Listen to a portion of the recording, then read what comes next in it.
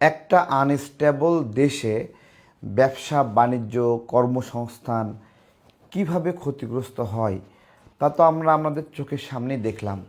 জুলাই গণ অভ্যুত্থানের পরে আমরা সবাই যারা আন্দোলন করেছিলাম নিজ নিজ জায়গায় থেকে স্থিতিশীল হয়ে গেলাম।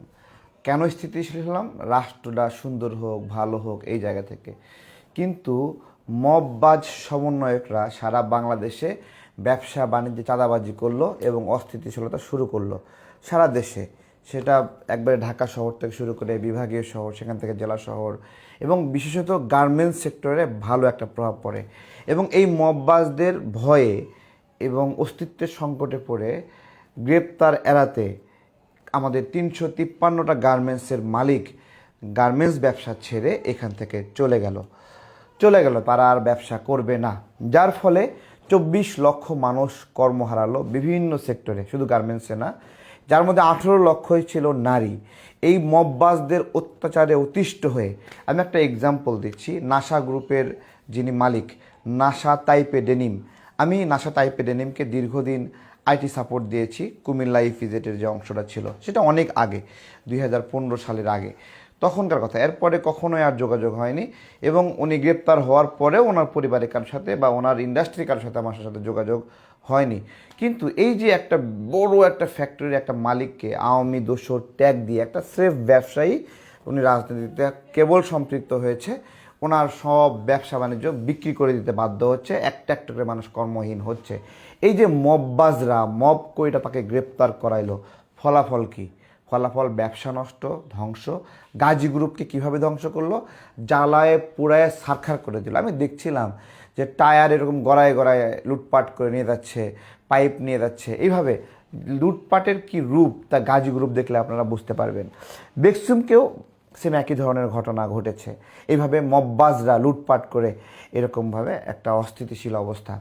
এবং যারা এই মববাজির মাধ্যমে কোটি কোটি টাকা ইনকাম করেছে, লুটপাটের মাধ্যমে করেছে, তারা তারা এই সরকার আরোটা সময় থাক, এই ধরনের একটা পরিস্থিতি তারা চায়। এবং তাদের অনেক আকাঙ্ক্ষা, ৫ বছর যদি থাকতো এই ক্ষমতা। আমাদের আশ্চর্য লাগে কি জানেন? আমরা যখন ডক্টর ইউনূসের কোনো সমালোচনা করি তখন জামাত শিবির খুব ক্ষেপে যায়। আমি বললাম, কী ব্যাপার, ডক্টর ইউনূস একটা সরকার, যেটা কোনো রাজনৈতিক সরকার না, জামাত শিবির কেন এই ডক্টর ইউনূসের ভুল ধরলে জামাত শিবির খেপে যায়? তারপরে আমরা আস্তে আস্তে খুঁজে পেলাম যে জামাত শিবির এরা কিভাবে আমাদের বিভিন্ন দপ্তরে, মন্ত্রণালয়ে বিভিন্ন উপদেষ্টাদের পিএস হয়ে আছে। তো এই জায়গা থেকে সমাজ এবং রাষ্ট্রকে নিয়ন্ত্রণ করতেছে এমন একটা পর্যায়ে, যেই পর্যায়ে একটা সুন্দর ভোট হওয়া অসম্ভব, খুবই কঠিন।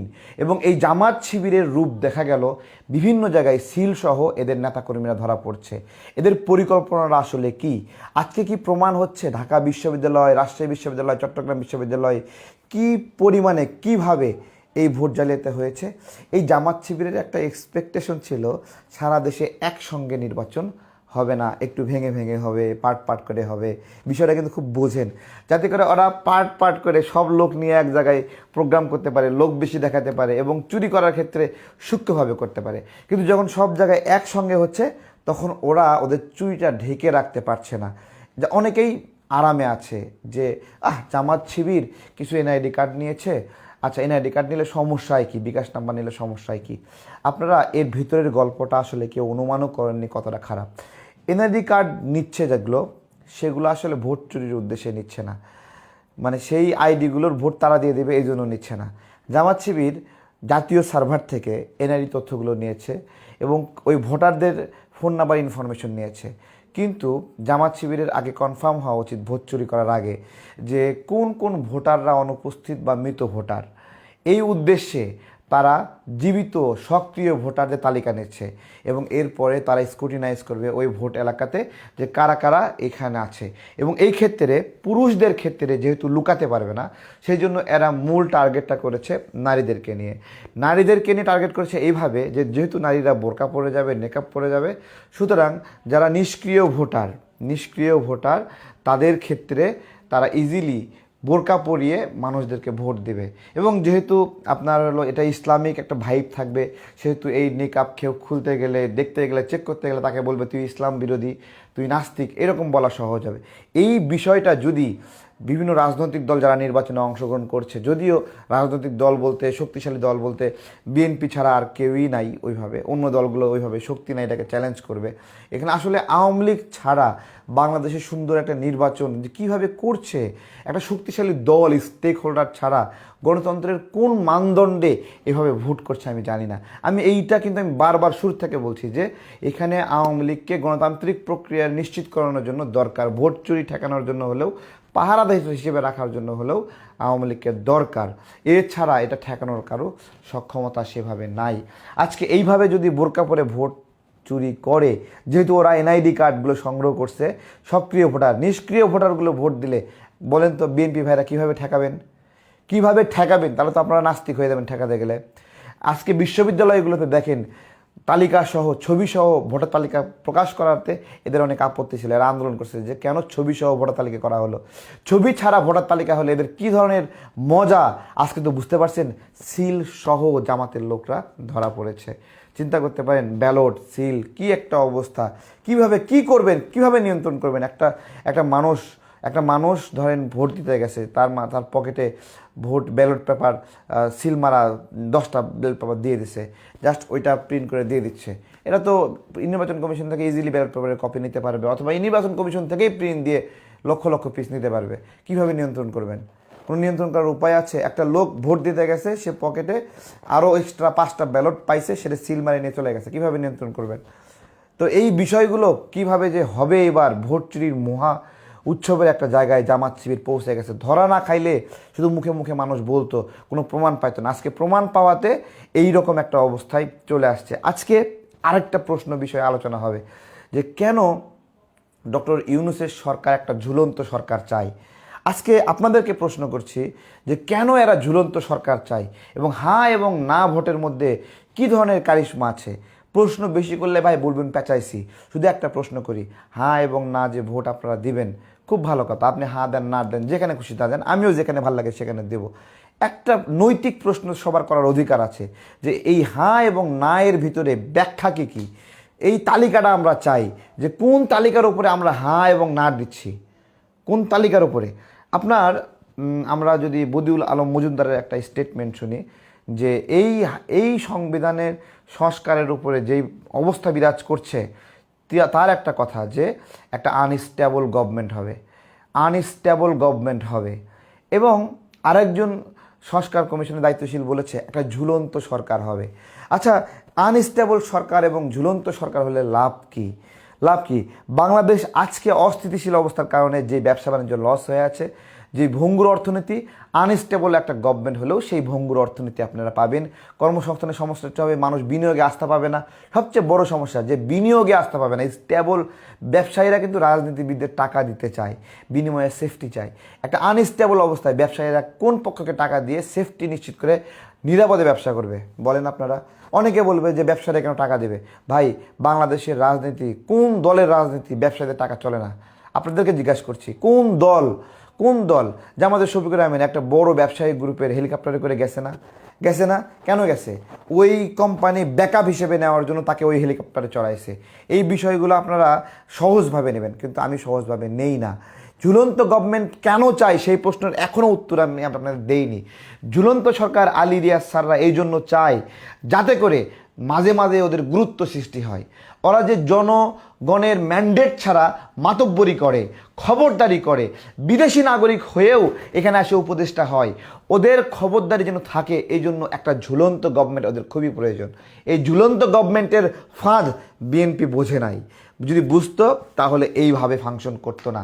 বিএনপির মারাত্মক দোষ রয়েছে এই সরকার এই পর্যায়ে আসার জন্য, জামাতের এই পর্যায়ে আসার জন্য। যেই জায়গায় কর্তৃত্ব নেওয়ার কথা ছিল স্বাধীনতার সপক্ষের শক্তি হিসেবে, বিএনপি সেই জায়গায় কর্তৃত্ব নেয়নি কেন? এর দায় বিএনপিকে নিতে হবে। কেন নেয়নি? কেন জায়গায় জায়গায় জামাত শিবির রাজাকার এদেরকে স্পেস দিয়েছে, এই স্পেস দিয়েছে, ঢিল দিয়েছে কেন? এর দায় বিএনপিকে নিতে হবে। এটা বিএনপি নিতে হবে। আর জামাতের কি প্রয়োজন জানেন? জামাতের একটা আনস্টেবল গভর্নমেন্ট প্রয়োজন, আনস্টেবল রাষ্ট্র প্রয়োজন। সর্বশেষ বলি, জামাতের একটা যুদ্ধ প্রয়োজন, একটা বড় যুদ্ধ প্রয়োজন, একটা বড় সংঘাত প্রয়োজন, একটা বড় ম্যাসাকার প্রয়োজন। 24-এ যেই ম্যাসাকার, যেই গণহত্যাটা ব্যাপক আকারে হয়নি, জামাতের মন খারাপ, জামাতের মন খারাপ। কেন সেনাবাহিনী আইসা সব নিয়ন্ত্রণ নিয়ে নিল? কেন সেনাবাহিনী সব কিছু শান্ত করে দিল? কেন দেশে শান্তি প্রতিষ্ঠা হলো কিছুটা? জামাতের মন খারাপ। জামাতের দরকার ছিল বড় একটা ভায়োলেন্স। জামাত এখনও চাই সামনে বড় একটা ভায়োলেন্স, একটা বড় ভায়োলেন্সের মাধ্যমে ওরা এমন একটা পরিস্থিতি চাই। 1947 সালের মিথ যেরকম 1971 সালের লড়াই দিয়ে ভেঙে গেছিল, তেমনি 1971 সালের মিথকে ভাঙার জন্য জামাত এমন একটা সংঘাত চায়, এমন একটা রক্তক্ষয়ী গৃহযুদ্ধ চায়, যার মধ্য দিয়ে 71-এর মিথ ভেঙে খান খান হয়ে যাবে এবং জামাত নতুন বাংলাদেশের প্রেসক্রিপশন প্রদান করবে। এগুলো যারা বোঝে না, রাজনীতি বোঝে না তারা। তো যাই হোক এই জামাত শিবির রাজাকাররা আজকে ভোট চুরির নীল নকশা করছে। আপনারা দেখেছেন বিশ্ববিদ্যালয়গুলোতে এরা কীভাবে নীল নকশা করেছে। আমরা নীলক্ষেতের ব্যালট দেখিনি, কিন্তু কিছু করার নাই। ডক্টর ইউনূস সাক্ষাৎ এদেরকে পৃষ্ঠপোষকতা করছে, হাসনাত আবদুল্লাহ একটা ত্রাণচোর। এই ত্রাণচোর ওদেরকে কথা বলে সরকারের কাছে টাকা দিয়েছে, সরকারের কাছে 100 কোটি টাকা ছিল। 2 দিনের সরকারি স্কুল, কলেজ, বিশ্ববিদ্যালয়, সরকারি প্রতিষ্ঠানে 2 দিনের বেতন কেটে টাকা হয়েছিল। 100 কোটি 2 দিনের বেতন আর এই সমন্বয়কদের জমানো টাকা, এগুলো কি ব্যাংকে রাখার জন্য দেওয়া হয়েছে? হ্যাঁ, ব্যাংকে রেখেছিল কেন? নোয়াখালী, ফেনী, কুমিল্লা, চাঁদপুরের লোকরা পায়নি। এরা ভয়তে ওই এলাকায় যায় না, ওই এলাকায় কথাই বলে না। আজকে এই ত্রাণচোরকে ডক্টর ইউনূস তার ডিজাইনের মাধ্যমে একটা নির্যাতিত, নিপীড়িত, একটা অসহায় একজন প্রার্থী, যে যারা দেশে থাকতে পারে নাই, কোনো ব্যবসা করতে পারে নাই। আমি একটা এক্সাম্পল দিই। 353টা গার্মেন্টস যে এখান থেকে বন্ধ হয়ে গেছে, সেই সকল গার্মেন্টস কি ব্যাংক লোন নেয়নি? তারা এখান থেকে চলে গেছে কেন? এই মববাজদের অত্যাচারের কারণে চলে গেছে। ঠিক একইভাবে 2008 সালে যখন আওয়ামী লীগ সরকার ক্ষমতায় আসছে, বিএনপির কেউ ব্যবসা করতে পারেনি, ব্যবসা বাণিজ্য ফালায় সব চলে গেছে, কোনো কিচ্ছু করতে পারেনি, সুযোগ নাই, অত্যাচার, নিপীড়ন, জেল কাটবে না, ব্যবসা করবে। একই অবস্থা এখন আওয়ামী লীগের ক্ষেত্রে তৈরি হয়েছে। মাঝখান থেকে জামাত আগেও আরামে ছিল, এখনও আরামে আছে এখনও। তো এই বিষয়গুলোর ব্যাখ্যা বিশ্লেষণ, ত্রাণচোররা বড় বড় কথা বলে, দুর্নীতির বিরুদ্ধে যুদ্ধ করবে। বেটা ত্রাণের টাকা কই? তোদের তো সামান্য লোভ সামলাতে পারিস নি। 2 দিনের মাথায় লুটপাট করে ফুলে ফাঁপে একবার পটল হয়ে গেছে একটা। হ্যাঁ, হান্নান মাসুদ 2 সমন্বয়ককে উদ্ধার করে নিয়ে চাঁদাবাজি করছে, পরে এই 2 সমন্বয়ক আবার আরেক চাঁদাবাজির ক্ষেত্রে ধরা পড়ছে। আসিফ মাহমুদ চুরি করছে গুলশানে গিয়ে, এই যে কি ওর নাম, অপু আর একটা কি যেন নাম ভুলে গেলাম, এই যে চাঁদাবাজি করতে গেছিল, আসিফ দাঁড়াইছিল না ওখানে, বাইক নিয়ে গেছে না, সিসিটিভি ফুটেজ আছে না, কেউ কিচ্ছু করছে এদের চুরির বিরুদ্ধে? এদেরকে কেউ একটা জিজ্ঞাসা করছে? কোনোদিন কোনো গোয়েন্দা সংস্থা থেকে দেখে জিজ্ঞাসা করা হয়েছে যে কেন আপনি ওখানে গেছিলেন? কোনো তদন্ত হয়েছে? বন্দুক নিয়ে বিমানবন্দরে ধরা পড়ছিল আওয়ামী লীগের এক নেতা, শেখ হাসিনা তাকে গ্রেপ্তার করছিল, আইনের আওতায় আনছিল। এই ঠিক একই অস্ত্র নিয়ে আসিফ মাহমুদ বিমানবন্দরে গেছে না? ওর বিরুদ্ধে কোনো ব্যবস্থা নিয়েছে ডক্টর ইউনূস? নেবে না। এদের চুরি, বাটপারি, লুটপাট, ব্যাংক ডাকাত সব কিছু সত্ত্বেও এরা হলো ফেরেস্তা। এই ত্রাণচোর আর রাজাকাররা একত্রিত হয়েছে বাংলাদেশকে ধ্বংস করার জন্য, একটা সুন্দর নির্বাচনের জন্য। খুব সুন্দরভাবে এখানে বাংলাদেশের বড় একটা রাজনৈতিক দলকে বাইরে রাখছে। বিএনপি ভাবছিল যে আওয়ামী লীগ বাইরে থাকলেও সমস্যা নাই, আওয়ামী লীগ বাইরে থাকলে কি সমস্যা, বিএনপি হারে টের পাবে। আমি অনেকবার সতর্ক করছি, অনেকবার।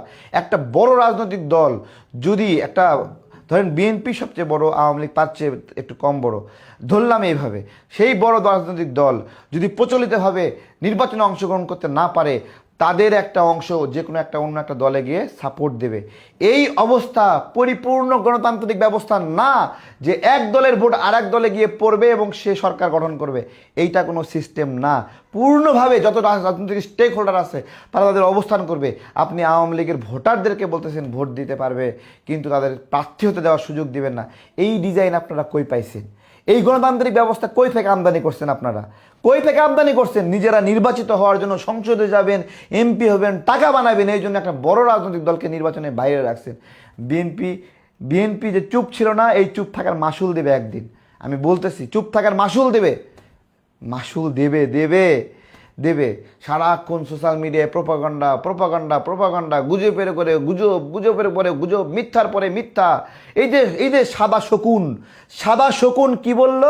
স্বাধীনতার ঘোষণা নাকি দিছে ওলি, ঠিক আছে? আবার কি বলছে? উই রিভোল্ট নাকি ওলি বলছে। এখানে এখানে একজন সেনা কর্মকর্তা জিয়াউর রহমানকে, শহীদ প্রেসিডেন্ট জিয়াউর রহমানকে এসে বললেন যে আপনার জীবন সংখ্যা রয়েছে, আপনাকে মেরে ফেলতে পারে, আপনাকে সিদ্ধান্ত হয়ে গেছে। তিনি তোনার পুরা টিম নিয়ে বললেন উই রিভোল্ট। সেই ঐতিহাসিক উই রিভোল্ট। আমি 2011 সালে পুলিশি হয়রানির শিকার হয়েছিলাম। আমি একটা লেখা লিখেছিলাম, শহীদ প্রেসিডেন্ট জিয়াউর রহমান স্বাধীনতার ঘোষণা করেছেন 3 বার। প্রথম উই রিভোল্টটাই ছিল একটা স্বাধীনতার ঘোষণা, যে আমরা বিদ্রোহ করলাম, এটা একটা স্বাধীনতার ঘোষণা। এটা শহীদ প্রেসিডেন্ট জিয়াউর রহমান বললাম না, একজন সেনা কর্মকর্তা এসে বলতেছে যে আপনাদেরকে মেরে ফেলবে, তখন তাকে সে জায়গায় ঘুরে এনেছে। বাংলাদেশের মূল লড়াই শুরুই হয়েছে এখান থেকে। এর পরবর্তীতে আবার উনি স্বাধীনতার ঘোষণা রেকর্ডিংয়ে বললেন, তখন তিনি নিজের নামে বলেছিলেন। তখন আওয়ামী লীগের লোকেরা বলল যে এখানে তো আমরা তো শেখ মুজিবুর রহমানকে কেন্দ্র করে রাজনৈতিক বন্দোবস্ত সাজিয়ে নিয়েছি, যুদ্ধ, মুক্তিযুদ্ধ সব কিছু আপনি তার নামে বলেন। তখন তিনি আবার বলেন আই অন বিহেল্প অফ শেখ মুজিবুর রহমান। শেখ মুজিবুর রহমানকেও সম্মান করলেন, তিনি সম্মান করে তার নামেই স্বাধীনতা ঘোষণা করলেন। ঐতিহাসিক একটা ঘটনা। এবং আওয়ামী লীগ, শেখ মুজিবুর রহমান যখন সরকার গঠন করলেন, উনি যখন দেশে আসলেন, তখন শহীদ প্রেসিডেন্ট জিয়াউর রহমানের বক্তব্য ওনার বাসভবনে বাজানো হতো, সকালবেলা করে বাজানো হতো। সকালবেলা মানুষ যেরকমভাবে পবিত্র কাজ করে, ওই রকমভাবে তার বক্তব্য সকালবেলা বাজানো হতো। আমি আজকে বলছি, যদি শহীদ প্রেসিডেন্ট জিয়াউর রহমান রাজনৈতিক দল গঠন না করতেন, আওয়ামী লীগ তাকে মুক্তিযুদ্ধের বড় স্টেক হোল্ডার হিসেবে মাথার মুকুট বানিয়ে রাখতো।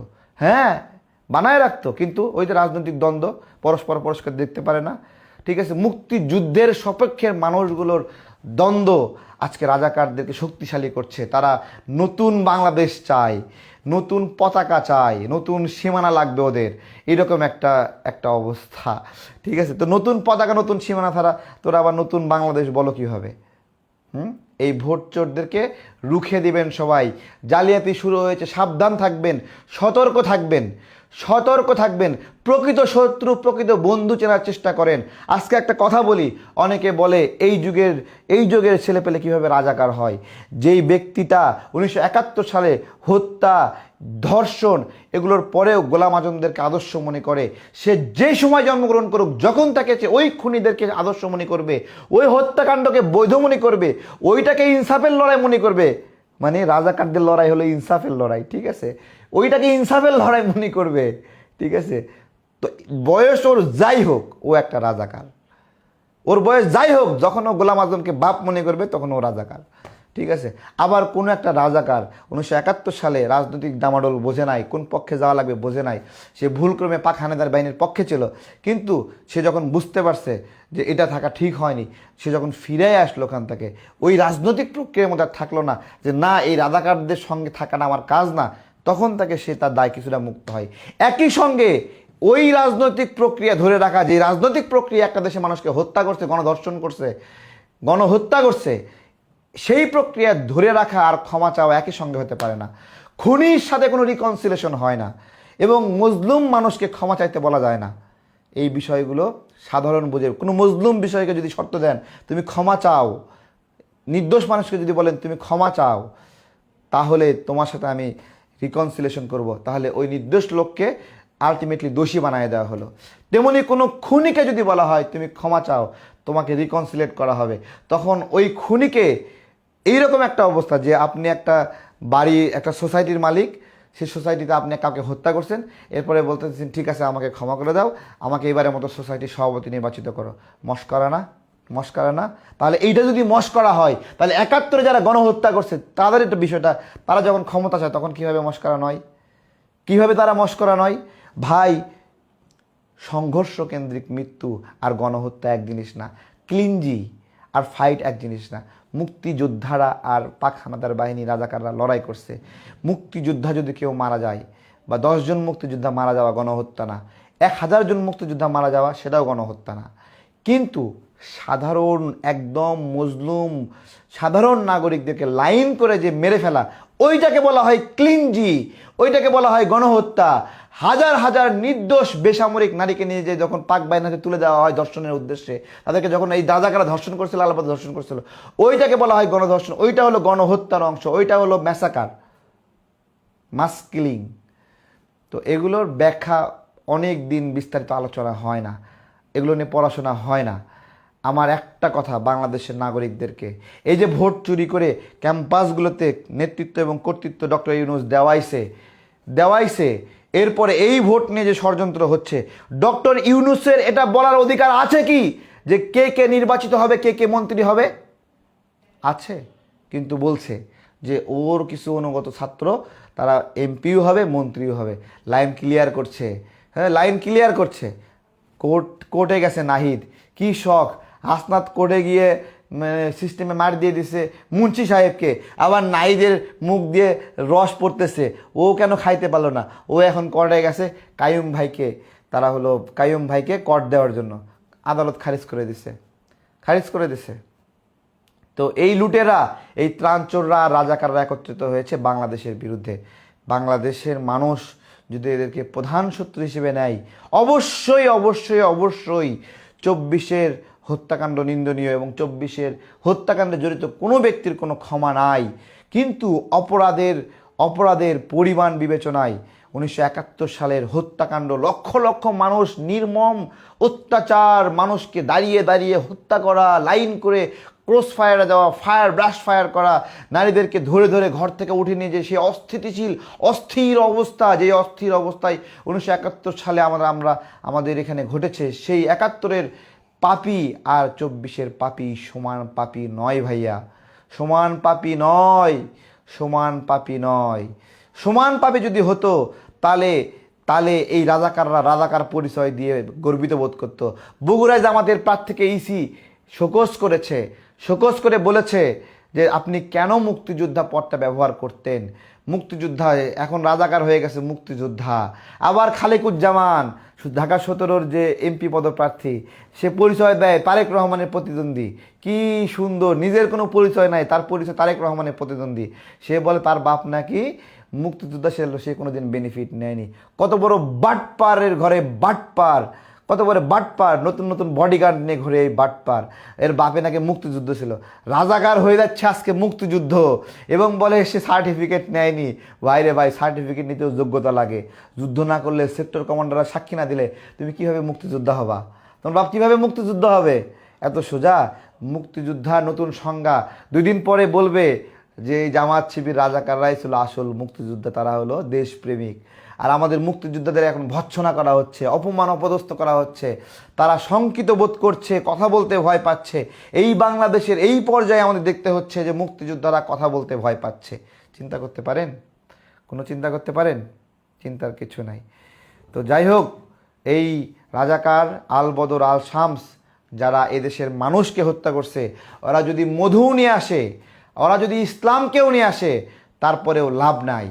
কারণ যে ইসলামকে ওরা নিয়ে আসবে, সেই ইসলাম দিয়ে ওরা ব্যাখ্যা দিতে পারবে না এভাবে দেশের মানুষকে হত্যা করা যায়, এভাবে দেশের মানুষকে পাক হানাদার বাহিনীর হাতে তুলে দেওয়া যায়। ওরা প্রমাণ করতে পারবে না। দেশের নারীদেরকে পাক হানাদার বাহিনীর হাতে দিয়ে ধর্ষণ করানো যায়, ওরা ইসলাম দিয়ে প্রমাণ করতে পারবে না। সেই একই ধর্ষক খুনিরা সেই পরিচয় ব্যবহার করে যদি আমাকে ইসলামের দাওয়াত দেয়, সেই ইসলামের দাওয়াত আমি গ্রহণ করতে রাজি না।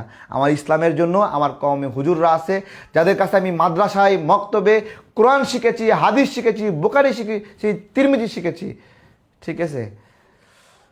তাদের কাছ থেকে আমরা ইসলামটা শিখব, তাদের হাতেই ইসলামের হেফাজত হবে, তাদের হাতে ইসলামের নিরাপদ হবে।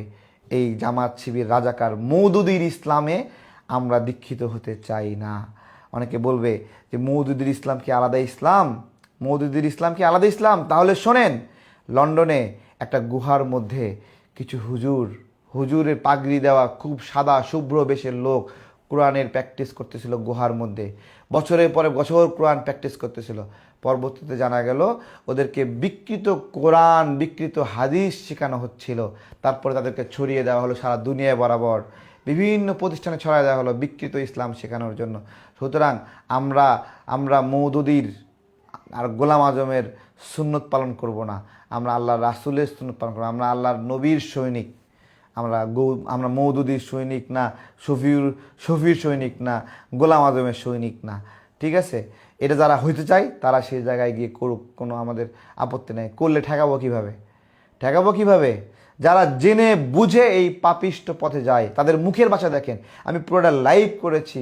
1971 সালে রাজাকারকে রাজাকার বলেছি, আল বদরকে আল বদর বলেছি, ধর্ষককে ধর্ষক বলেছি, কিন্তু কোনো জামাত শিবিরের লোককে আমি একটা গালি দেই নাই, কিন্তু এখানে হর হামেশা গালি দিচ্ছে।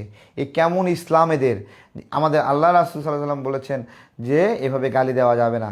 যে ব্যক্তি গালি দিল, সে যাকে গালি দিল সেই গালি খাওয়া ব্যক্তি একটা পুণ্য অর্জন করলো, আর গালি দেওয়া ব্যক্তি দোষ অর্জন করলো। পুণ্য অর্জন করলো, গালি যাকে দেওয়া হলো সে। তাহলে এদের ভাষায় এদের শব্দটা অনেক সুন্দর। গালি দেওয়া গুনাহের কাজ, কিন্তু তোকে গালি না দিলে আরও বেশি গুনাহ হবে। ওদের ভাষাটা দেখেন, জামাতের ভাষা, জামাত শিবিরের ভাষা। আমাকে ফোন দিয়ে বলে, কয় গালি দেওয়া তো গুনাহের কাজ, কিন্তু তোকে গালি না দিলে আরও বেশি গুনাহ হবে। মানে হাদিস নিজের মতো করে বানাইছে।